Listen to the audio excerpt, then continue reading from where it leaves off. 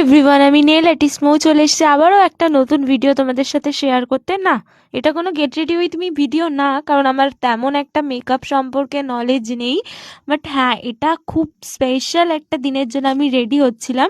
তো এটা ছিল আমার এবং আমার বন্ধুত্বের 7 বছর কমপ্লিট হয়েছে, তার জন্য একটা দুজন মিলে ডিসাইড করেছিলাম ছোট্ট করে সেলিব্রেশন করব। তো আমাদের বেসিক্যালি বেরানোর কথা ছিল 6টা, বাট ও আমার পরে ফোন করে জানালো যে ওর অফিসে একটুখানি কাজ আছে, তো ওর বেরোতে লেট হবে।